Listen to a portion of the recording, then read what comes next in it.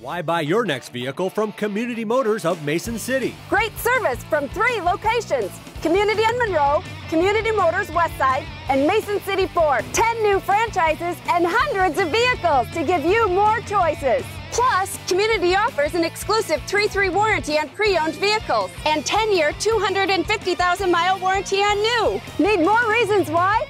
Stop or visit CommunityAutoGroup.com. Because nobody beats a community deal, nobody. All right, well, it's 7 o'clock. This is the regular meeting of the Mason City Council, Monday, July 2nd, 2012 at 7 p.m. Just a few quick announcements. Resources that are online from the City of Mason City. You can go to masoncity.net, and these packets that we all have up here in front of us, you can scroll right down on there. It's on the left-hand side. It says agenda, minutes, information. Also, the new feature you've probably seen in your water bills coming out recently is Go Green. Mason City has online bill payment for their water and sewer and all the utilities that the city provides, so you can sign up there. A few other announcements. I didn't know everybody here, most people here, ended up going down to the Cannonball this weekend. What a wonderful event, and the police and parks and all the volunteers just did a wonderful job down there, so thank you to everybody. There's also the Main Street Market has started back up this summer. They have their first one on Thursday. They will be continuing through the summer, so make sure you mark down Thursdays at around 4:30 and you can be down there to see everyone. It was a very nice market. It stretches all very much around Central Park, so hopefully see you down there. And then the library and museum have a few quick upcoming events. Library will be hosting a special performance of Mice and Men and actor David Hudson on Saturday, July 14th at 2 in the Mason City Room, which is right here. And then a few items for the museum where there is room. There's 5 really neat programs coming up. One's I'm an Artist Genius, which is kind of a Warhol Rothko thing. Terrific t-shirts. McNider's Summer Art Camp is coming up, so we need to get folks signed up for that. July 30th, Art Bugs in the Sun Camp and Puppet Camp. They've just been doing a great job of programming, so take note of that. Last item I would mention is the fireworks this year are not up at the high school. The Exchange Club is having them out at the North Iowa Event Center, so look to the skies on the west side of town instead of the east side of town. So everybody have fun and be safe. So it'll be a wonderful birthday for the country. So well, we'll call the meeting to order. Let the record reflect that all council members are present, with the exception of Ms. Solberg. Is there a motion and a second to adopt the agenda? So motion. Is there a second? Second. All right. We have a motion and a second. All in favor say aye. Aye. Those opposed, same sign. Motion carries. All right, well, tonight we have one special item of business. We have the Iowa Flood Center Director, Mr. Nathan Young, and they have come up to make a special presentation to council. As folks well know, this has been a considerable subject in Mason City since 2008, and what we'll do is Mr. Young will make a presentation. He's got everything online here, and then we will do a round of questions for council. So, Mr. Young, welcome. Thank you very much, Mr. Mayor, council, and all community members. I appreciate the opportunity to come and speak with you tonight. My plan is just to share a new set of inundation maps that the Iowa Flood Center has developed for the city to help city managers and individuals in the community better understand and manage their flood risks in the future. I'd like to just start by pointing to our website. It's www.iowafloodcenter.org. All the information I'll be presenting tonight will be directly from the website and available to you immediately. We share all of our information we develop for communities through the Iowa Flood Information System. If you go to our homepage, there's a large graphic on the right-hand side. It's actually a clickable feature. It'll take you right to the Iowa Flood Information System page. Here there's a number of different options. We've got just a web-based application that contains the information I'll share with you tonight, but we also have a web service from which you can access data feeds and insert them into your own websites. We have a mobile application and a few other features that are under development. There's a large green button here. If you just launch the Iowa Flood Information System, there are 3 options. The one I'm going to focus on tonight is the flood maps. So and if time permitting, I'll get back to the others. Hopefully I can give a few demonstrations of those features as well. So just a little bit of background. During the 2008 flood in Iowa City, we noticed as the community was fighting the flood that there was a lack of information. When the National Weather Service would make a forecast and stage, oftentimes that information was not very meaningful to the general public or the people who really needed to make the decisions in the community. And we came up with the idea of translating a forecasted stage at a USGS stream gauge to a flood inundation footprint to allow people who don't work in the water resources area, maybe don't have the same technical background as we do, to more easily understand what the flood risk is in the community. So Iowa City was our first community we developed maps for, and we've slowly been working our way north and west through the state.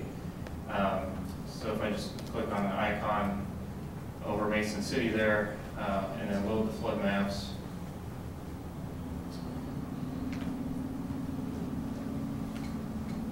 Then shows an aerial photo of the city, or an aerial view of the city.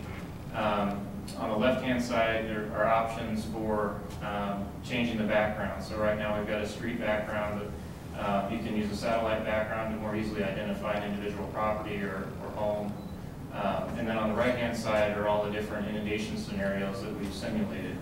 So we came to the city last summer and performed a survey of the stream channel along the Winnebago River and also the Willow Creek tributary that comes through town, and use that information in combination with the statewide LIDAR data set that the Iowa DNR recently completed to develop a numerical model of flow through the city along these 2 channels. And using that numerical model, we were able to predict, based on stage at the USGS gauge in town, what inundation might look like under different scenarios. So the first set of maps, the reference river stage, I'm sorry, I just lost my mouse pointer.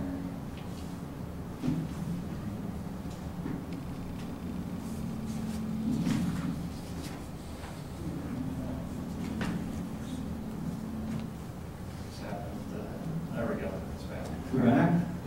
Got it, thank you. The reference river stage, so these are flow scenarios that refer to 1/2 foot intervals in river stage at the USGS gauge. So, it's on the Fritz again.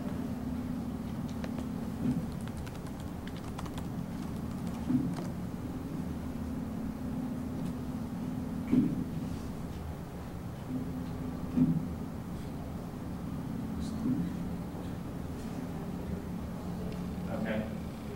Sure. If you want to click on the gauge for me, Sarah. Thank you.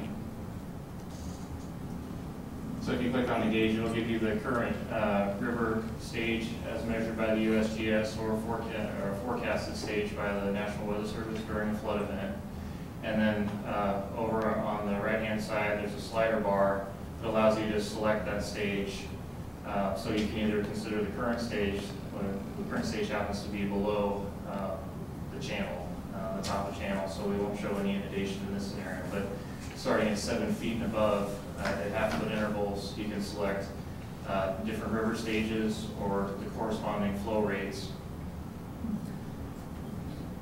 And it will display a flood inundation map for the Winnebago River. Now with Willow Creek, it becomes a bit of a challenge because the USGS gauge is upstream of the confluence with Willow Creek. So we don't really have any direct measurements or direct forecasts of what's going on Willow Creek or even on the Winnebago River below Willow Creek. So we've included 3 different possibilities to consider.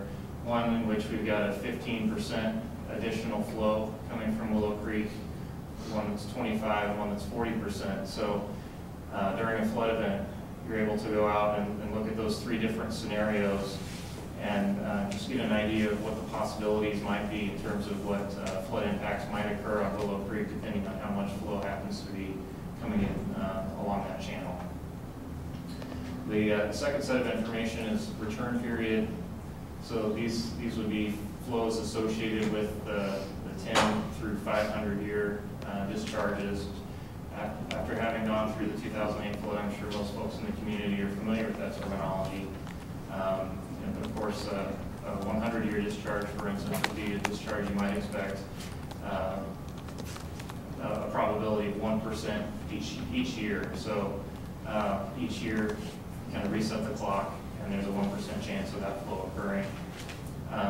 So we've got different kind of probabilistic scenarios on the Winnebago River presented in that set of maps.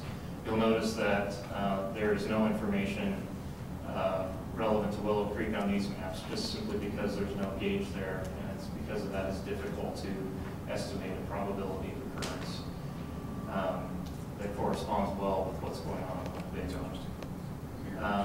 And then finally, the last set are the real-time stage values, where the maps will, the slider will automatically snap to the current forecast or currently measured stage during a flood event. So this is only active during flood events to give the community a better idea of what's going to anticipate. So these are the flood inundation map libraries for Mason City. Our hope is that the city will be able to take advantage of this both during flood events to make informed decisions about flood fighting, but also take advantage of this information in terms of community planning and anticipating future flood events. I only have 1 minute left, so I won't go to the other interfaces. Sarah, could you bring up the last tab? So in the community interface, you can type in Mason City and then select the Winnebago River or Willow Creek.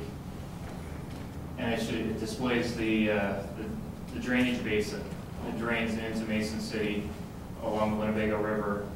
All of the other data resources that are available, including the stream gauge, the USGS stream gauge here in town, stream gauges that the Iowa Flood Center has installed upstream. It also displays rainfall data, real-time daily accumulations and weekly accumulations of rainfall, and a whole host of other data sources relevant to flooding. So if during the question and answer session you're interested in learning more about that, I'd be happy to explain further. I think I'm at my comments. That's really neat. And we had some technical difficulties there. Can you take us through this screen here? Sure. So this is the community-based drainage area map for Mason City along the Winnebago River. So the white outline there, any rainfall falling within that white outline should eventually make its way to Mason City.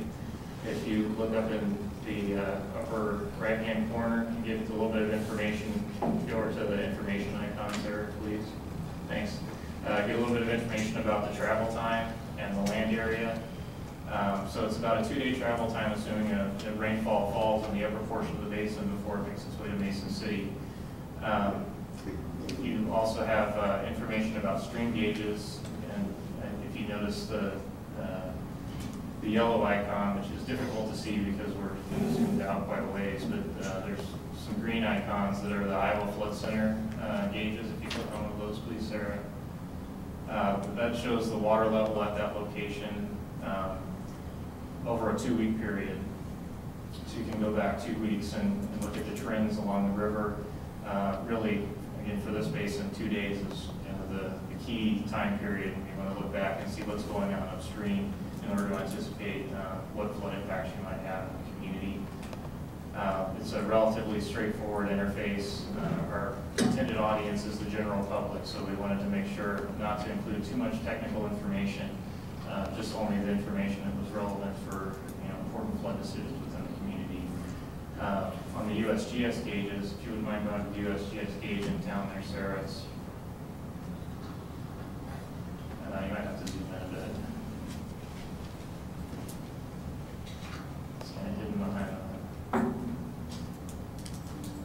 On the USGS gauges, there is a lot more information available, some detailed information both from the USGS and the National Weather Service about that site.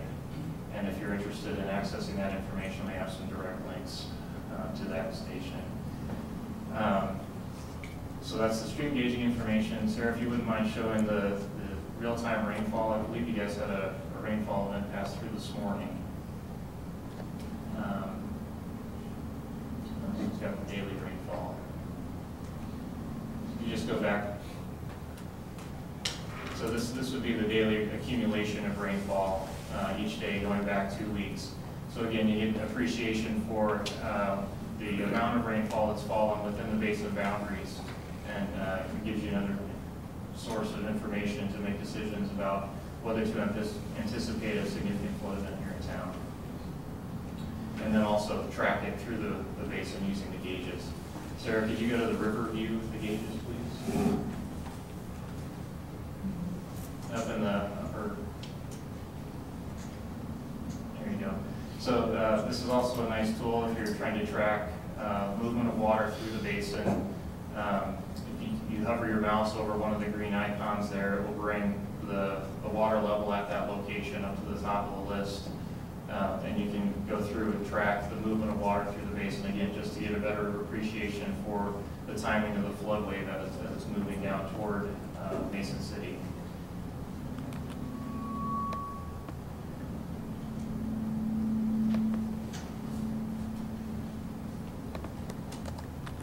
I think, unless you have any other questions about that specifically. That's spectacular. Thank you very much for the presentation. We apologize for the technical difficulties. Council, do you have any questions for Director Young? I know they put a wonderful presentation together, and you and your staff should be very much commended. Mr. Keenan? I just want a lot of this technology is miles above my head, and I'm 6'5". But I just want to thank you and your team for coming here. One of my other hats that I wear is a farmer, and some of the members of your team from the University of Iowa visited our farm a couple days ago, and as we pray every day for more rain, currently, I feel kind of bad for talking about this situation, but this technology is just amazing, and the preventative work that you and your team have done. And hopefully, the technology and the information that you guys put together, we never hear about all the great things that do to prevent these, because hopefully it'll give us the time and opportunity and information as a community downstream to have some of this information to prevent another event like we had in 2008. But I just wanted to thank you and your team for coming up here. Oftentimes you hear people talk about the floods of 2008 starting in Charles City, but we're one river over and we're hit first, so I just appreciate the information and the work that you guys put in. Thank you. Thank you, Mr. Keenan. Mr. Torquist? I got two questions, but first I have a compliment as well. I attended a presentation when this was just getting started, probably 2 years ago down in Des Moines. And every 5 or 6 months since then, I put a bug in Trish's ear. Where are we on this? Where are we on this? And it's really nice to see it come to fruition. It's something we've been looking forward to for quite some time. And it's pretty slick. It's neater than I expected it to be, and so I too appreciate that. We had in 2008 significant flooding, not only along the Winnebago River, but also along Willow Creek. Is there any opportunity at all to get a sensor somewhere on Willow Creek so that we could take some of the guesswork out of this? Yes, we can. I'll go back and talk to the folks that are responsible for the sensor deployments. We have 100 sensors deployed in the state. Those were DNR funded. We're deploying another 25 sensors in the Squaw Creek Basin near Ames, and are continuing to construct more. So in the next round of sensors, I think there'll certainly be an opportunity to deploy more in this area. Thank you. I know that the community would very much appreciate that. Secondly, thinking back even to a couple years ago when I sat in on a presentation down in Des Moines, funding of the Iowa Flood Center was a concern. This is a pretty slick system we've got in place. Now we need to maintain it. is funding an issue for your organization at this point? No, so the first 3 years, the Iowa Flood Center did not have a line item in the state budget, and we were funded year to year from state infrastructure funds. This is our first year, actually, as of yesterday, we have a line item in the region's budget. So we have a bit more stability. Good, I'm pleased to hear that. This is good work, thank you. Anyone else? Mr. Hickey. Just curious, with Iowa being pretty flat, rural, agricultural, and all the tiling and stuff that takes place, are you able to factor that in when you have massive amounts of rain, or is that going to be an ongoing process that you'll be able to track in the future? And then, so we've got a statewide hydrologic model. So all these pieces of information I'm showing you tonight rely heavily on stream gauges. The hydrologic model will be able to take the quantitative rainfall information I showed you and simulate how it runs off the land surface into the streams and travels through the streams to create flow events. So we'll be able to predict flows and stages statewide within the next few years. Tiling, we also have a tile study that we're performing in cooperation with Iowa State to better understand how tile systems respond to extreme flood events in order to better consider that that process in our models. So it's an ongoing area of research. Pretty impressive. Now, did you have other interfaces that you wanted to show us, or in that time?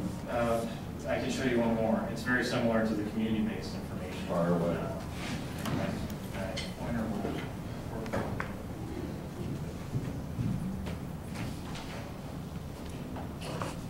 So very similar to the community-based information, we have just a statewide overview, which is useful for, it's a little bit more information than you would receive from, I can't tell if I'm in control. But mouse seems to be working. yeah. No, I think it's John. No, it's for some reason. There we go.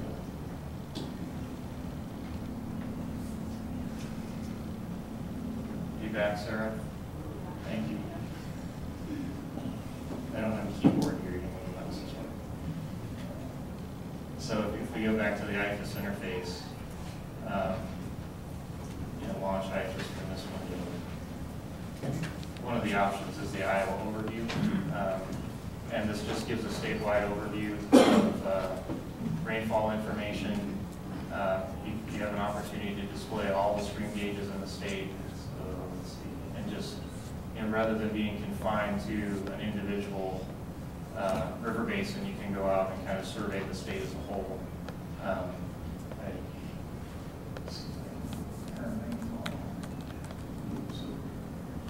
Radar loop of all the rainfall over the past several hours. It doesn't look like there was a lot going on, unfortunately.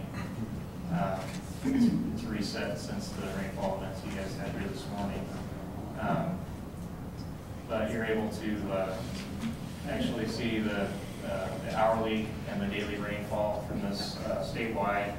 There are a few other features that allow you to look at the NICSRAD radar coverage. So these are the 7 radars that we're referencing when we're developing our rainfall estimations. A few other features that allow you to display political boundaries and other things that might help give context to the information depending upon your specific application. One thing I didn't mention was the radar rainfall data. It's lots of nice colors similar to what you might see on an evening newscast, but there's a little bit more information behind it. We actually do a radar reflectivity model and make rainfall predictions, quantitative rainfall predictions at every pixel in that map. So not only can we predict where heavy rainfall is occurring, but we make an estimate of exactly how much is occurring at that time and use that information to drive our models.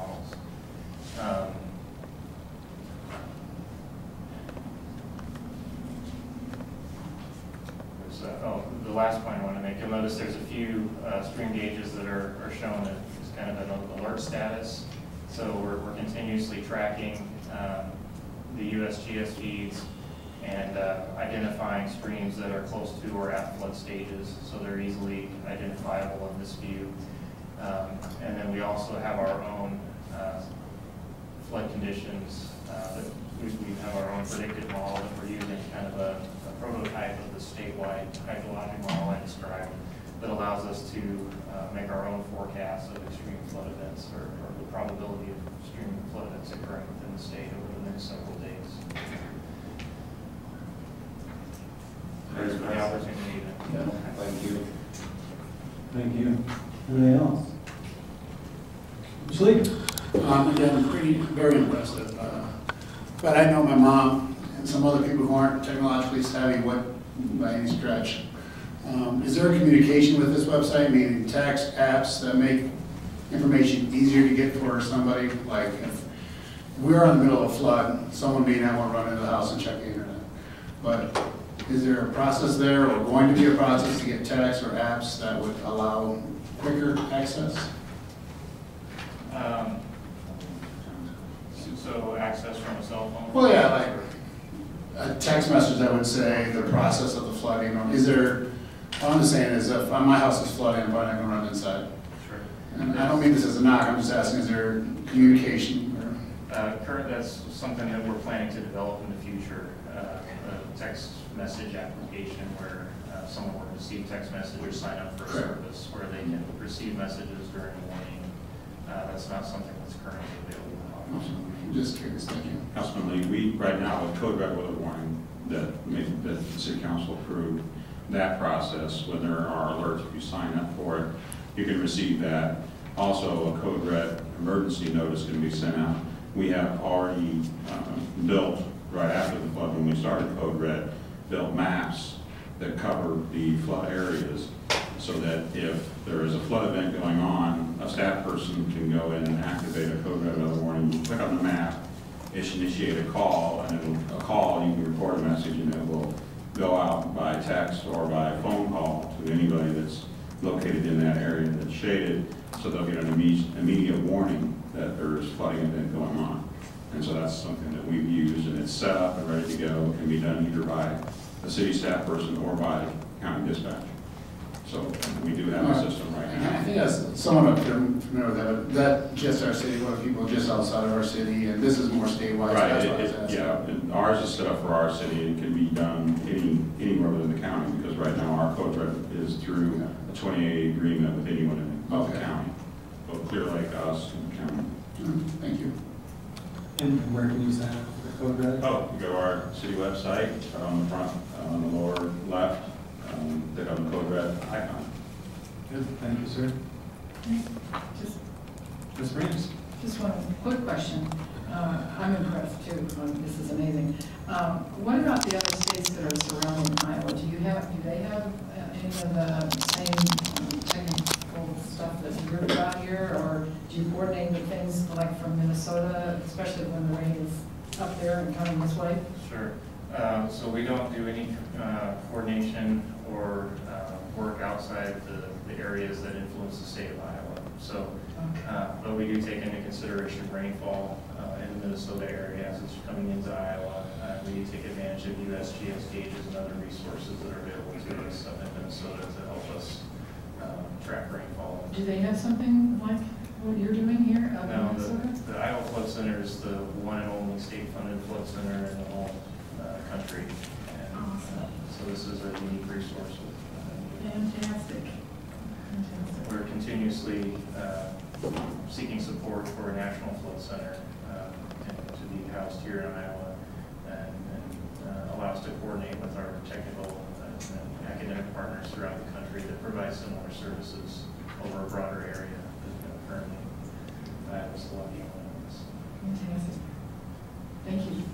Thank you, Ms. Moranis. I might mention, when we talk with our legislators, senators, and congresspeople, we've been putting a pitch in every time for you to become a national flood center. So you have a friend up here in Mason City. We certainly appreciate all your work. So appreciate it. Thank you.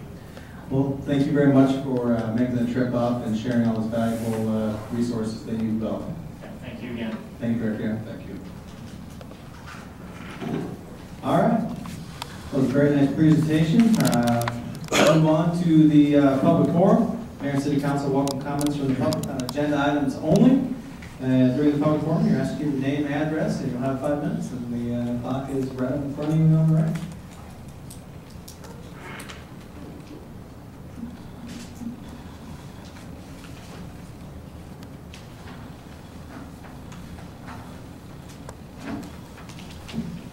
All right. Seeing none, we'll close the public forum. And we'll move on here to the consent agenda. We'll read that first and we'll give council an opportunity to pull any items they'd like to pull. Number 2, minutes, regular special and closed minutes of June 19, 2012. 3, claims date June 21st, 28, 2012. 4, permits.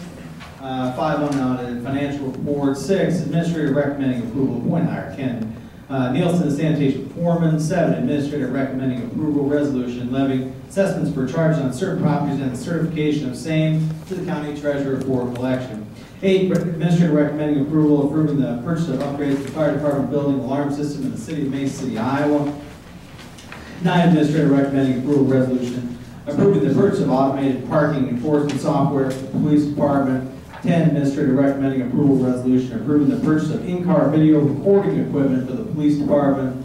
11, administrator recommending approval resolution authorizing submission of a 2012 Assistant to Firefighters Grant Program to Homeland Security of the Federal Emergency Management Agency for purchase of an oxygen generator and high-pressure oxygen cylinder fill station to enhance emergency response and treatment capabilities, affirming commitment for local match funds and authorizing execution of grant upon application approval.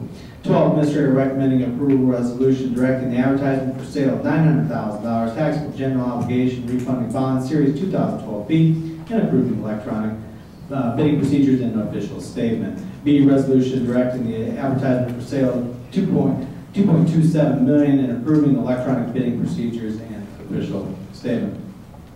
13, administrator recommending approval resolution approving a change order with Traffic Control Corporation of Ankeny, Iowa, in conjunction with the Emergency Vehicle Preemption GPS System. 14, administrator recommending approval resolution accepting the work and order payment for construction of the 2012 pavement marking program number 12-1005. And 15, administrator recommending approval of flood 2008 resolution accepting warranty deed from 115 South Madison Avenue, in conjunction with the flood of 2008. Council members have any items they'd like to put?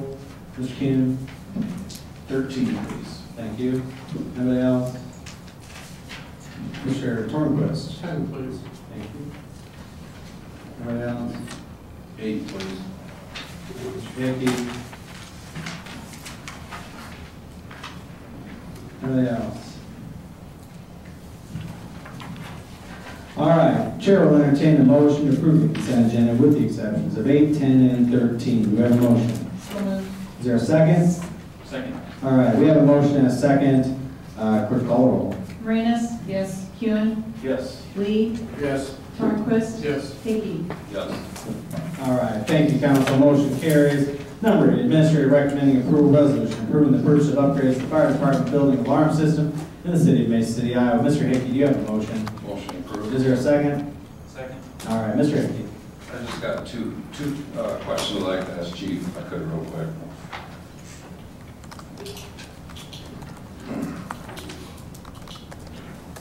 Yes, sir. First question is, the additional cost of $5,600, are these because we were under bid and you were looking to do some upgrades because of that factor?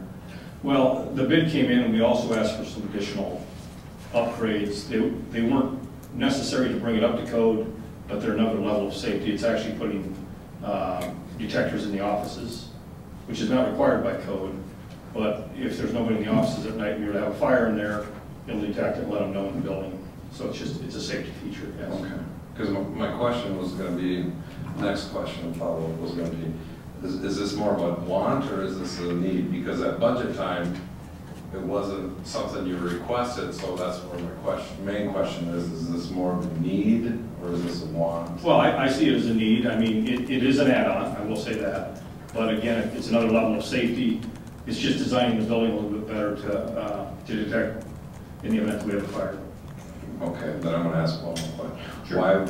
Why then at budget time didn't you try to add that in on the process and ask Well, for it at that time? We actually, the bid came in quite a bit lower than we thought it was going to be, honestly.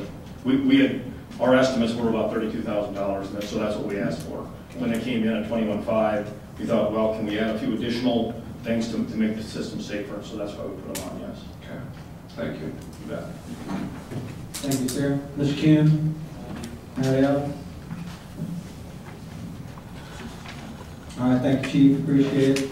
We have a motion and a second. Seeing no further discussion, clerk call roll. Hickey? Yes.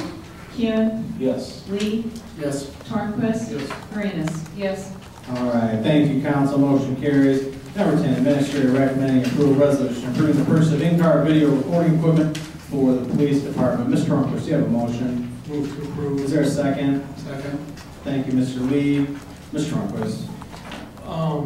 I wanted to make sure that we had some public discussion on this. If you simply read the resolution, it sounds as if we're buying 2 new in-car units, and my understanding of the backup in the packet is that's really not what we're doing. That was the original plan, but I believe the plan now is to upgrade what we have. Yes. And then, since we're able to do that at a lower cost, we're going to go ahead and upgrade the transmitters and the mics for the officers. The question I have relative to this, or actually several that kind of want to piggyback on another, is if we were buying new in-car units, what would the anticipated life expectancy be? And with the upgrade, what's the expected life expectancy? I don't have the answers to that. I don't know if, that. Yeah. Logan Burnett here. How do you help us out?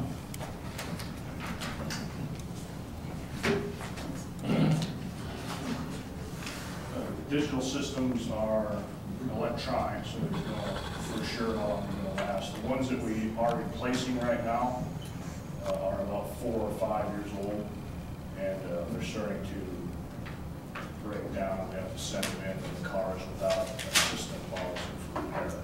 So 4 to 5 years is what we've been getting out of them thus far. From the perspective of the equipment from the company supplying the upgrade, can we expect 4 to 5 years out of the equipment once it's been upgraded? Yes. Okay. And there's a warranty during that time. That works for me. What I wanted to be sure of was that we were not simply kicking the can down the road for a year or two. And it sounds to me like, as far as life expectancy, the equipment reliability, it's pretty much a wash. And so it truly is beneficial financially. That's what I was looking for. When the company says it's an upgrade, they actually do send us a whole new unit, and then we send our old one back. They just kind of swap it. So it is brand new equipment, actually. Okay. Thank you, Mr. Tornquist. Thank you, Lieutenant. Mr. Lee? Nothing bad. Anybody else? All right. Thank you very kindly. We have a motion and a second. Clerk call roll. Tornquist? Yes. Lee? Yes. Arenas? Yes. Hickey? Yes. Kuhn? Yes. All right. Thank you, Council. Number 13, Administrator recommending approval resolution approving a change order with Traffic Control Corporation of Ankeny, Iowa, in conjunction with the Emergency Vehicle Preemption GPS System. Mr. Kuhn, do you have a motion? If I could get two of my colleagues to move in second before speaking, I would appreciate it. Anybody else have a motion? Motion approved. Thank you, Mr. Hickey. Second. Thank you, Ms. Marinas. Mr. Hickey. No comment. Ms. Marinas. No comment. Mr. Kuhn. Thank you, Mayor. Just wanted to give a quick, as quick as I can, preamble before casting my vote on this item. The $512,850 that we approved at the June 5th meeting, I fully support. I think this program, I had a discussion with Mark today, we discussed the change order, and I think the additional $96,200, it all goes for great things. I agree with everything in this change order, but I'm going to cast a no vote on this tonight, just from the fact that we approved $512,000 2 weeks ago, and now we have a change order for 18.7% of the original cost of the project for 2 additional traffic signals. And I think it's, like I said, I think it's, I agree with everything in this. I just think with constrained and restricted city budgets that we're dealing with, an additional $100,000, and like I said, nearly 20% of the additional project that we approved, I think our local option sales tax funds As we look through our city priorities, if we're going to add that much to a project, I don't think something that's not at the very high end of the list is something that we should be throwing that much additional money at. And if we're going to have 42 out of the 44 traffic lights covered, obviously we would love to have 44. I'm not sure how this will go with the rest of the council, but I just wanted to give that information from my perspective for casting the vote. So thank you for moving that forward for me, and that's all I got. Thank you, Mr. Kuhn. Anybody else? Mr. Crumpus. Councilman Kuhn brings up some good points, and I need to check to make sure I'm understanding this correctly. Of the change order, my interpretation is 10% of that comes from the city of Mason City and 90% is from a FEMA grant. Is that accurate? Yes. Okay, so this, what we've referred to as the total change order is 96,000, basically 10,000 that would come from the city of Mason City. Yeah, just a little less than that, yes. One of the things that's attractive to me is in the change order, we take our warranty from 1 year to 5 years. And in the absence of this change order, I'm assuming that after year 1, we would pick up 100% of the cost of warranty for, if we were so inclined, for the next 4 years. Actually, the company was in the process of upgrading all the warranties anyway. The company that they get their equipment from is integrated. It's a 3 or a 5 year, I can't remember right now. So all the equipment is covered with an extended warranty, even the stuff we're putting in now that was originally approved. Okay, that confuses me a little bit because we've identified in change order number 1, $12,000 for incremental software support, and I was misspoken there. I didn't realize you were talking about software. I was talking about the traffic preemption, the equipment on the signals themselves. Okay. There is a 5-year warranty on the software we're hoping to include on this. Part of the problem we had was we had to put this together quite rapidly. They only give you a month when you're going to apply for these things. So we did miscount. We put in for 42 signals. There are 44 in Mason City. We also did not include a system that we can activate it from the fire department. That is something we're asking for tonight. It's really crucial for us. I like that, but I'm sensitive to time. Oh, sure. So, explain to me then this warranty on the software. Is this warranty on software that's part of the change order, or additional warranty on software that's part of the original bid? There is no software with the original bid. Okay. Then that truly is incremental cost, even on the 4-year warranty. That's and I thank you for bringing that to the forefront. You know, you and I had a conversation before we approved this at the last council meeting, and my primary concern was not so much the front-end installation cost, but long-term operations. Every time we add technology, I think I mentioned this a couple meetings ago when we were talking about various forms of technology. Every time we add technology, we end up adding costs to the operational budget because we never get rid of anything. Sure. I mean, look at the phones we have. At one point in time, we didn't have phones in Mason City. Now we got a phone on every desk. Now we got cell phones. We got radios. We never get rid of technology. But my recollection of the conversation that you and I had was basically if we're going to have issues with any of this technology or any of the hardware, we're going to have them the first year when it's under warranty. So we should not expect to be adding costs to the operation budget unless sometime down the road we've got a sensor that needs to be replaced because it's just worn out its useful life. Exactly. I've talked to several chiefs from other departments, and if they have any problem, it's usually within the first 3 months. Otherwise, there's not a lot of moving parts to go bad here. A lot of it's just transmitters to GPS receivers on the traffic signals, and transmitters on our vehicles, and there's not a lot to go wrong there. Okay, so refresh my memory on the anticipated useful life of the equipment. When would a future council be looking at having to replace equipment? In talking to the company, we're probably looking 20 plus years for this equipment. Then in the last minute, if you need a whole minute, can you explain to us, Councilman Kuhn's brought up some good points, explain to us why this change order is so important to the community and what we're going to get that we didn't get with the original bid that we've already approved. We're going to get 2 more traffic signals, which from an emergency response side, it leaves a confusion out of that. We know that all signals in Mason City are covered. There's not a couple that, okay, which ones aren't? It has the capability to start the system from the fire station, so when we hit a button inside the fire station, it's already clearing traffic on Monroe and 6th Street, which is vital for us to get that traffic moving, or we can't even get off the apron. If we have to get outside and then make contact with the GPS, it's going to slow us down. And the last thing is the technology with the software. It allows us, as we connect our traffic signals, to one person can from one computer make changes rather than going out to each traffic signal and trying to make the changes. Because they'll have to take a computer out and hook up to every traffic signal, where this will eliminate a lot of that. Thank you. Okay. Thank you very much. Anybody else? We can always go back around here. Mr. Hickey. So basically, if I'm understanding this right, it's going to cost us roughly $10,000 for 2 more signals, 20-year life expectancy. It's basically $500 a year. It's 2 more signals, and it's another. It's the activator on the fire station, and it's the software package to control. Right now, there's 18 lights that are interconnected that we can control. So rather than making 18 stops for making reprograms, they can make 1 stop and make it off the 1 computer. Okay, makes sense to me. Thank you. Anybody else? Before we go to response? Mr. Lee. I guess I'm looking at kind of the same thing, you know, $10,000, and that's why I always saw it. Was kind of leveraging $9 for every one we spend, or so to speak. But I'm kind of concerned, just every time we okay something, it seems like then they come back for a little bit more. Now, I understand we can ask for more today, but we're still under the limit on our last item, you know, the 31,000 Q100.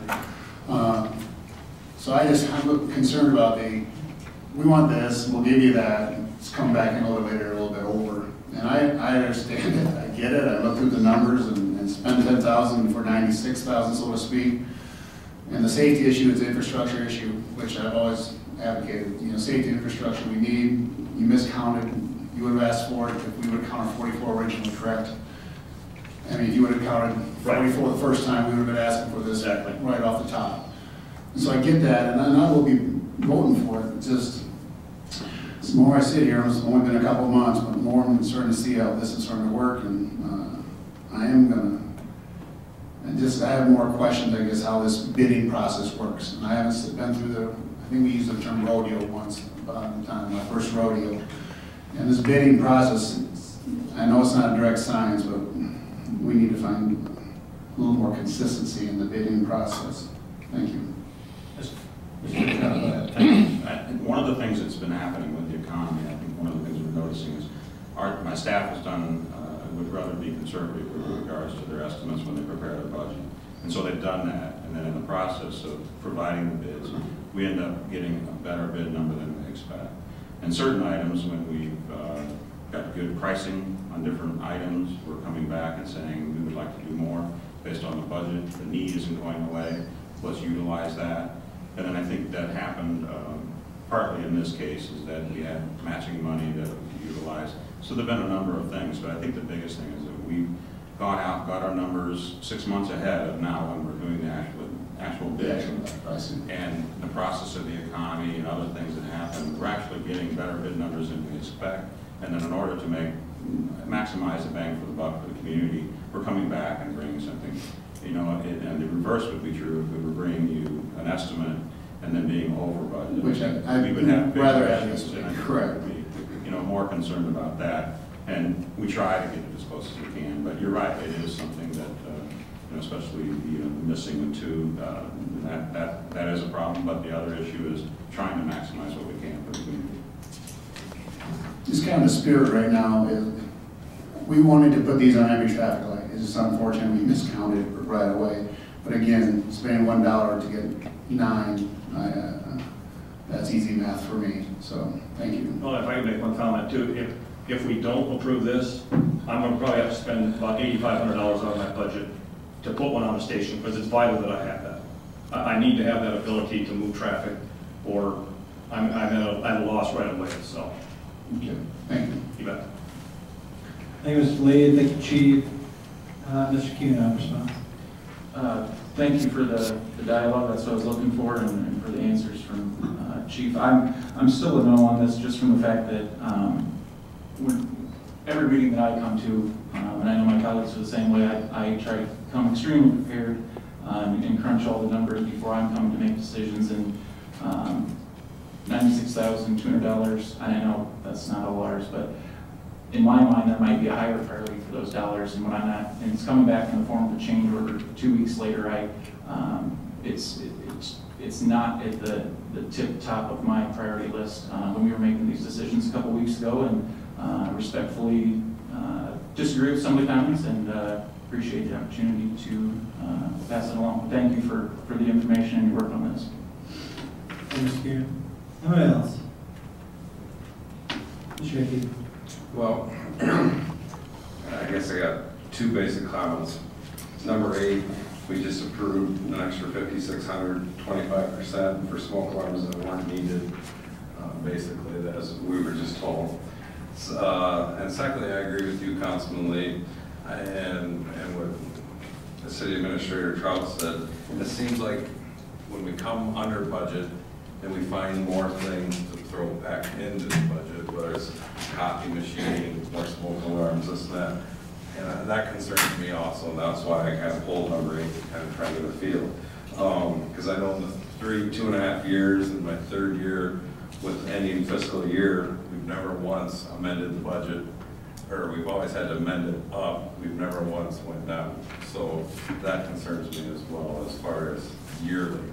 We've always had 200,000-300,000 we've had to take out of reserve, so to speak. So I wish in some cases we could save money, but yet other times I think it's justifiably spent. But this one I'm not sure, but I'm going to vote yes for. Thank you, Mr. Hickey. Anybody else? Motion to extend debate if I could, please. Is there a second? Second. All right, all in favor say aye. Aye. All opposed, same sign. Mr. Keenan. Just quick clarification in response to Councilman Hickey. Number 8 was approved by all of us in the capital improvements project and came under budget, so it's apples and bowling balls to me, 8 and 13. Thank you. Thank you, Mr. Keenan. Anybody else? All right. Well, we've had a lively discussion on the consent item. And a motion and a second. For call roll. Hickey? Yes. Morenas? Yes. Tornquist? Yes. Lee? Yes. Hewen? No. All right, thank you very much. And I think I would probably add that I think it is refreshing for the public to see when we do come in under budget that we probably don't have to spend what we budgeted for. And I think that the public would appreciate that.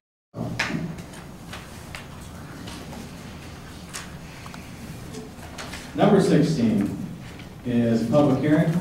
Administrator recommending approval resolution approving plans and specs 2012 sidewalk program bid tabulation, resolution award contracting 2012 sidewalk program. Now is the time for public hearing. If you have comments you would like to make regarding at this time, regarding items A, B, or C, please come to the podium and state your name and address.